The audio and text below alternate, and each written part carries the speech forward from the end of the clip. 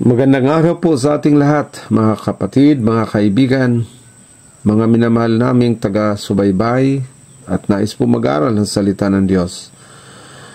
Purihin ang Panginoon sa oras na ito, na sana ang pag-aaral na ito ay magbigay ng kaliwanagan at lalo na pagpapala sa bawat isa na mananampalataya sa ating Panginoon. Ito po ay kakaibang pag-aaral sapagkat ating buksan ang mga salita ng hula na kung minsan ito po ang nakatago sa mga mangangaral sa malaong panahon, na itong salita ng hula na ito pong ating bubuksan na sana maging malinaw sa inyo na hindi po tayo mahuli, hindi tayo magsisi dahil atin na nga pong mapapag-aralan at lalo sa kapanahonan ngayon. No? Napakaraming nakatagong katotohanan na itinago noon at maging sa ating presente, ngunit bubuksan natin sa ating panahon ngayon. At lalo na ito pong mga salita ng hula. Na ang Biblia, siya pong pinakasikreto sa lahat. Nariyan po ang lahat ng nakatagong kayamanan ng Diyos, nakatagong karunungan, nakatagong mga history in advance. Ang ibig sabihin po mga hula na ang history in advance na po sa hula. Buksan niyo po ang 2 Timothy 3:16 and 17 ang nakasaad. All scriptures is given by inspiration of God and is profitable for doctrine, for reproof, for correction, for instruction in righteousness, that the man of God may be perfect, thoroughly furnished unto all good works. Nais ko pong buksan ito sa Tagalog translation kasi po kailangang malinaw na maunawaan natin kung ano ang nakasaad sa Tagalog translation nito, dahil napakahalaga po. Ang sabi, ang lahat ng mga kasulatan na kinasihan ng Diyos ay mapapakinabangan din naman sa pagtuturo, sa pagsansala, sa pagsaway, sa katututo na nasa katuwiran, upang ang tao ng Diyos ay maging sakdal, tinuruang lubos sa lahat ng mga gawang mabuti. Ano nga po ang kasulatan? Kinasihan ng Diyos. So, mapapakinabangan din naman sa pagtuturo, pagsansala, pagsaway, para matuto po tayong lahat. Noon, napakaganda dahil ay itong mga naturuan na tumanggap, sila po pala ay mga tao ng Diyos, na itong mga tao ng Diyos, gusto ng Diyos, maging sakdal sila. Now, nais ko pong sariwain ito sa inyo dahil ang Biblia po wala nang ibang pinaka-guide natin. Huwag po tayong kumuha ng guide na hindi naman nakasulat sa Biblia, no? Sabi po dito, the Bible is to be our guidebook, and instead of consulting the wisdom of men and accepting as divine truth the assertions of finite mortals, we should search the sure word of prophecy. God has spoken, and His word is reliable, and we must rest our faith upon thus saith the Lord. Ito po, kailangan maintindihan natin ito. Dapat po, doon tayo mag-rely sa sinasabi po, thus saith the Lord. Ang sabi nga po, huwag tayong maniwala doon sa hindi sinabi ng Panginoon. Kailangan po yung sinasabi ng Diyos. God would have us study the events that are taking place around us and compare them with the predictions of His Word. Yan, i-compare natin po kung iyan ba'y nakapredict sa Kanyang salita, in order that we may understand that we are living in the last days. Ano po? Nabubuhay na pala tayo sa last days, kaya kapag nag-aaral tayo, i-compare natin ang isa sa isa, baka po hindi salita ng Diyos ang ating nabuksan, at kagaya po ng mga pag-aaral natin sa Biblia, lalo na sa mga naunang pag-aaral, na minsan ang tao nag-explain ng wala sa Biblia. We want our Bibles, and we want to know what is written therein. Doon po tayo. Ano bang nasusulat doon? The diligent students of the prophecy will be rewarded with clear revelations of truth. For Jesus said, Thy word is truth. Now, kung inyo pong natandaan si Jesus, nagsalita din po ng ganito ang ating Panginoong Yesus.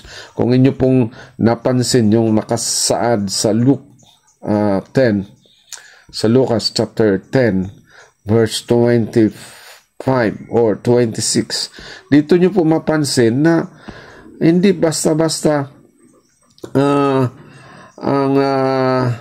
ang salita ng Panginoon. Huwag natin pong pasukan ang salita ng tao, gaya ng mga nag-i-explain po sila na pwede na magluto sa araw ng Sabato, wala naman po sa Biblia yon. Pwede ng araw ng Linggo, wala naman sa Biblia yon. Ibig sabihin po, huwag tayo doon. Kasi pag nag-rely ka sa wala sa Biblia, nakakatakot po yun.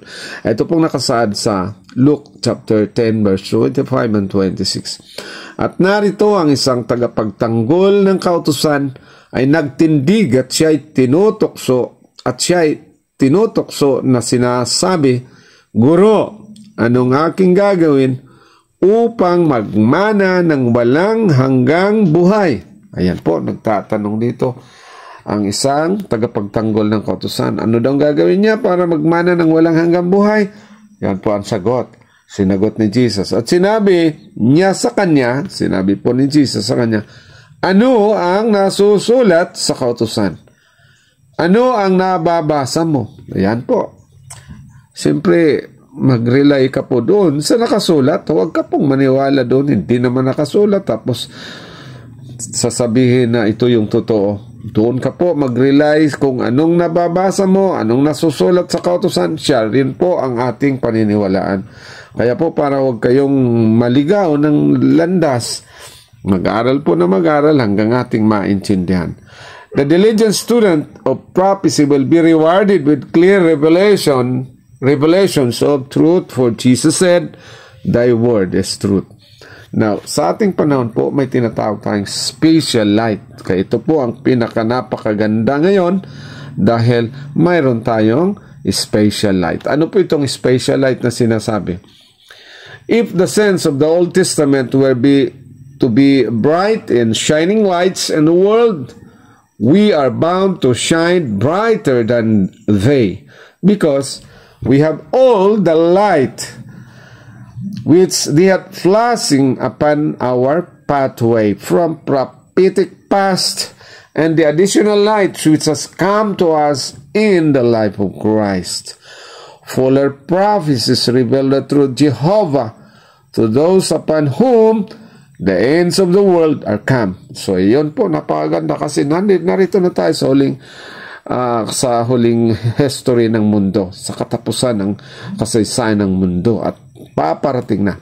God has a special light in this age of the world, a special message to give in the proclamation of the third angel's message, the commandments of God and the testimony of Jesus Christ. So, magkaiba po ngayon. Iba sa kanila noon kasi po yung testimony of Jesus Christ hindi pa ibinigay ng Diyos noon. Hindi pa ipinahayag noon. Yung testimony of Jesus Christ, dito na po ito sa end of the world. Kaya ang tawag dito sa ating panahon ng liwanag, spatial light.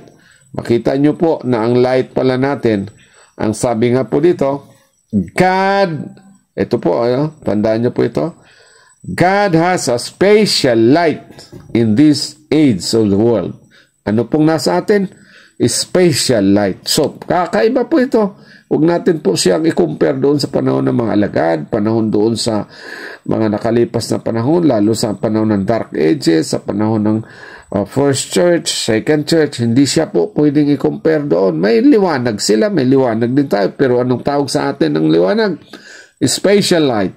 At ano pa? Spatial message to give in the proclamation of the third angel's message. So magkaiba po kasi mayroon tayong spatial message, the third angel's message. Mayroon tayong spatial light.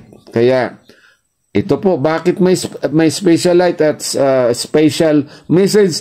Dahil ang mga tao pong bigyan ng Panginoon or madatnan ay mga special din silang mga tao na sila na po ang tinutukoy sa 144,000 sa Revelation 7 and Revelation 14. Ngayon, kung hindi po natin yan pag-aaralan ng gusto, baka po mabigo tayo, maraming mawawala, Kaya po mag-aral tayo na mag-aral. 2 Timothy 2:15, ito po nakasaad.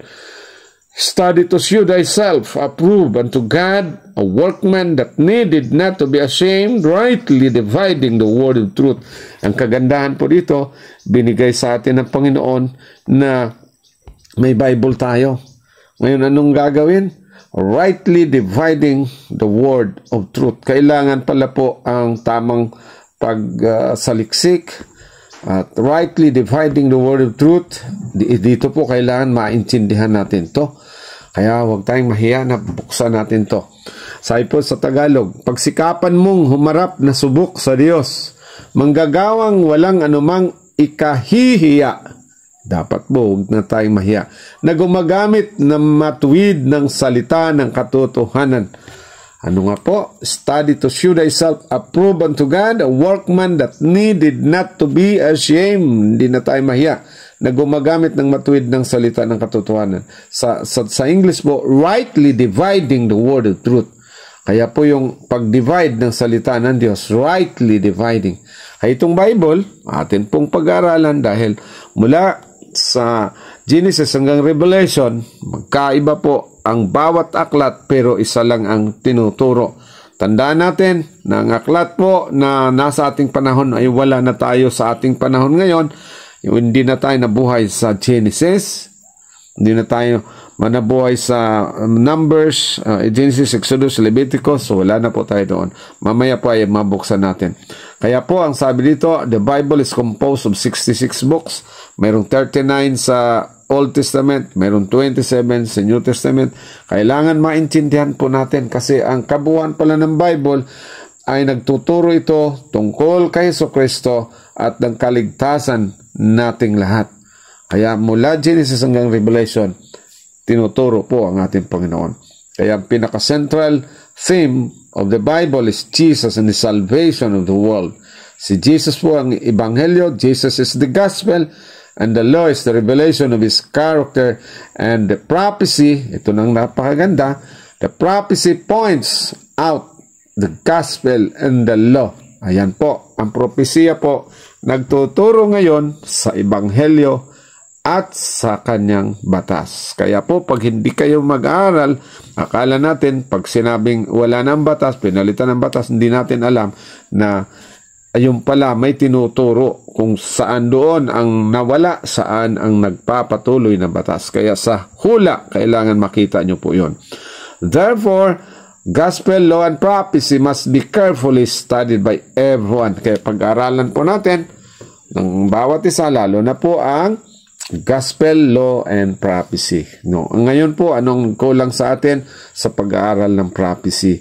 Ang law, minsan sa pag-aaral ng law, doon po na nalilito ang napakaraming mga mensahero kasi ang law, pinaghalo-halo ang law na hindi naintindihan na ang batas ng Diyos ay dalawang uri pala ang batas ng Diyos. No?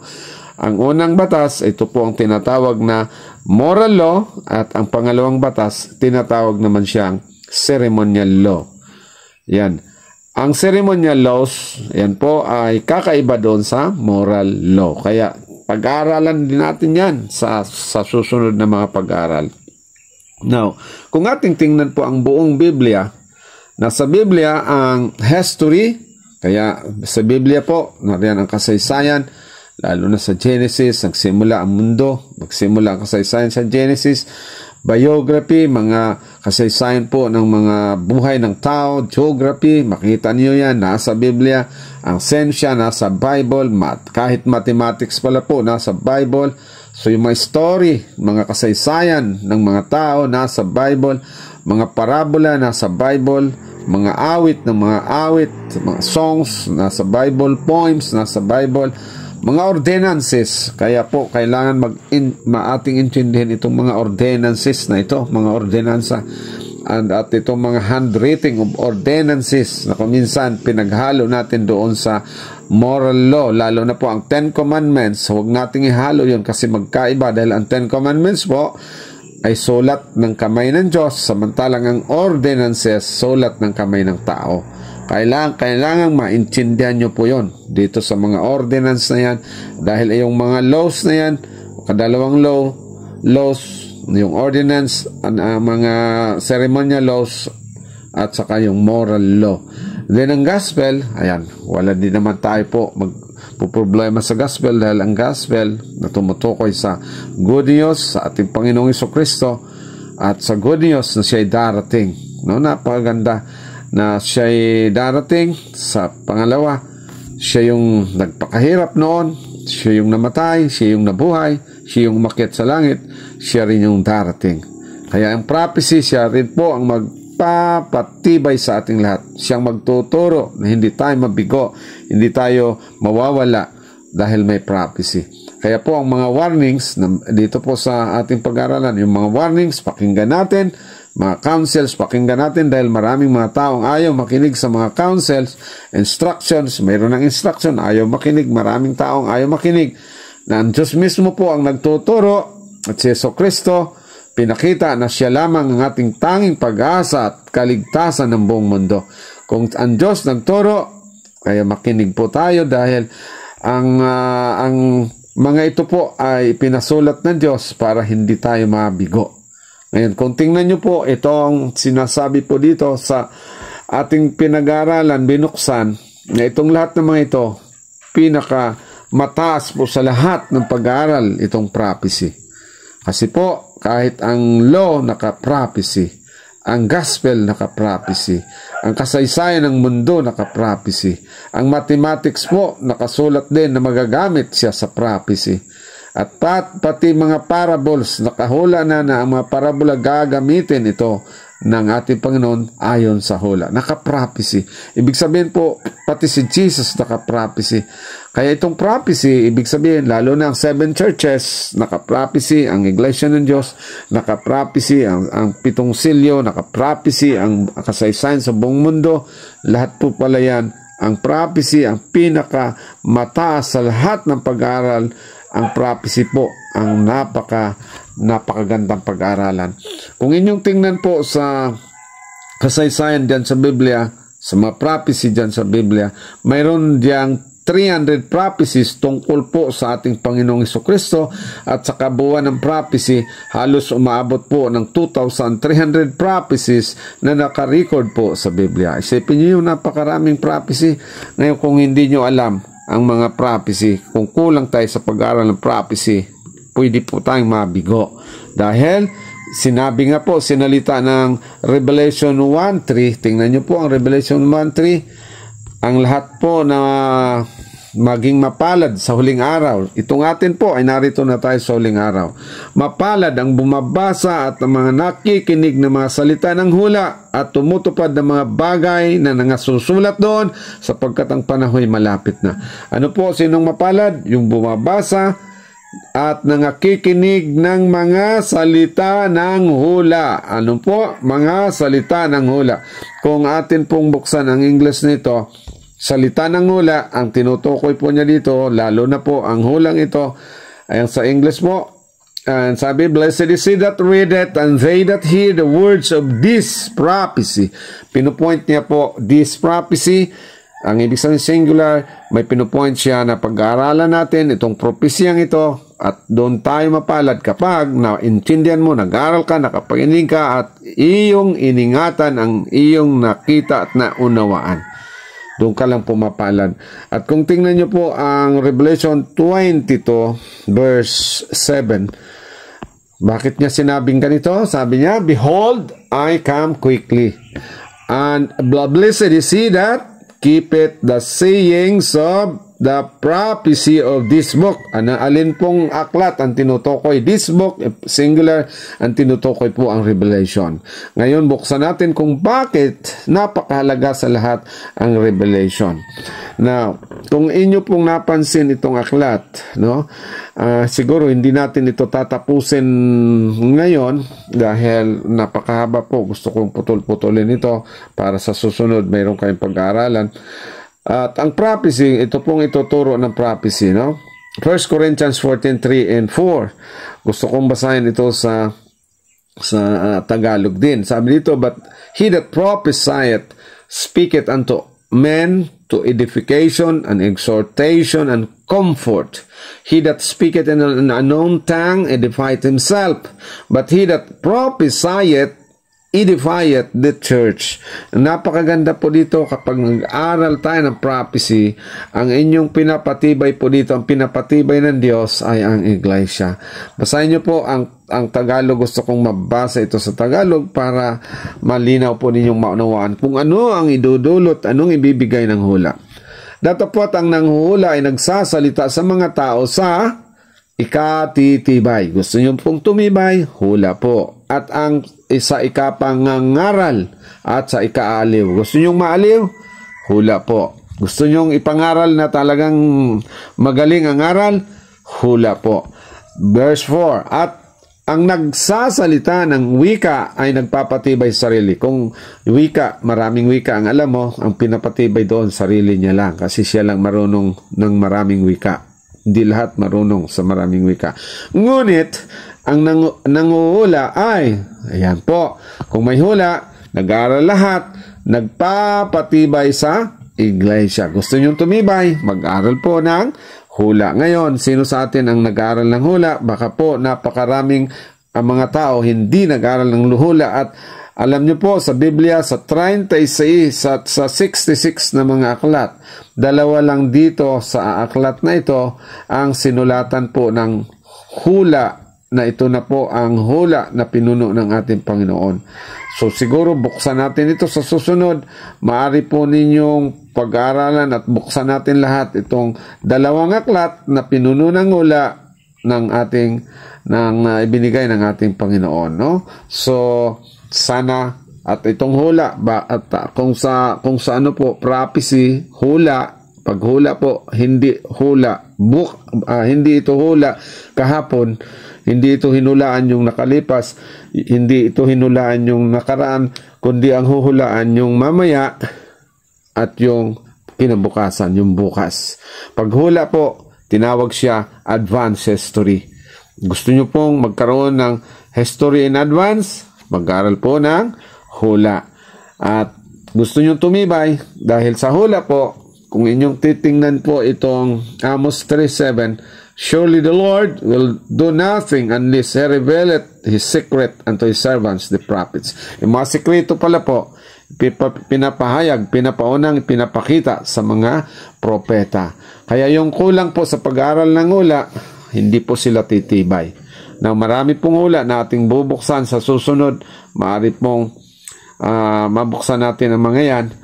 Dahil kung hindi nyo po bubuksan, baka po hindi kayo po maging matatag, no? Tandaan natin ang nagsasalita sa Números 23:19, God is not a man that He should lie, neither the Son of Man that He should repent, that He said, and shall not do it, or hath spoken, and He shall not make it good. Kaya po, kung inyong tingnan itong Numbers, tandaan nyo yung Numbers na yan. Tagalogin natin po para malinaw. Napakaganda po itong sa Numbers. At maaaring itutuloy pa rin natin pag-aaral. Inyo lang subaybayan ito dito dahil medyo ang pag-upload po ay napakahirap. So, dahan-dahanin natin bigyan daan ang salita ng hula. At sabi po dito, ang Diyos ay hindi tao na nagsisinungaling, ni anak ng tao na magsisisi. Sinabi ba niya at hindi niya gagawin? O sinalita ba niya at hindi niya isasagawa? Yan po ang nasa ating in-record sa Numbers 23:19. So, ganun ang Panginoon po. Kaya tayo, hindi lang po natin bigyan daan na ngayon lang tayo magbukas ng salita ng hula, kundi araw-araw buksan ng Biblia, magpo-post na lang ako paunti-unti hanggang sa makuha nyo ang kabuuan po ng salita ng Panginoon. Tandaan nyo itong Hebrews 6:18, that by two immutable things in which it was impossible for God to lie. Hindi po nagsisinungaling ang Diyos. Kung ano yung pinasulat niya, ano yung instruction na nakasulat sa Biblia, ayan po, hindi pasinungalingan ng Diyos. Hindi, ang sabi dito, it was impossible for God to lie. No? We might have a strong consolation, napakaganda, who have fled for refuge, so lay hold upon the hope set before us. Kaya po, kung gusto nyong mapasaya kayo, panghawakan nyo, wala na tayong ibang taguan, para doon tayo umasa na ibinigay sa bawat isa, lalo na po ang salita ng buhay, salita ng Diyos, ang salita na nagbibigay sa atin ng pag-asa sa buhay na walang hanggan. Pagpalain na po ang bawat isa sa oras na ito, mapuno tayo ng biyaya. Pagpatuloy po natin ito sa susunod, dudugtungan natin hanggang maintindihan nyo, lalo na po sa pag-aaral ng Daniel and Revelation, na riyan po sa huling araw bubuksan na ang mga tao po nakalimutan, bubuksan yan na sa ating iglesia, sa ating ngayon, bubuksan natin para maintindihan nyo po ang kasaysayan ng mundo hanggang sa bumalik ang ating Panginoon. Lalo na sa kasaysayan ng iglesia ng Diyos, na saan na nga ba tayo ngayon. So, purihin ng Diyos sa oras na ito, pagpalain po ang bawat isa, nawa po na bless tayong lahat, at pagpalain po ang mga nakapakinig sa atin pong unti-unting pagbubukas ng salita ng hula. Bagaman hindi natin po ito maibigay ng minsanan dahil po napakaraming hula, ngunit alam ko kung kayo po ay interesado magkaroon po ng pusong at sa kataingan na bubuksan at pusong magkaroon ng karunungan, kaisipan na mapuno ng karunungan, ipagpatuloy nyo lang po na makinig. No? Purihin ng Diyos, pagpalain po ang bansa, lalo sa mga nakinig, makapakinig, makabasa nito, at makapakinig nito. Pagpalain ng bansa, in Jesus' name. Amen.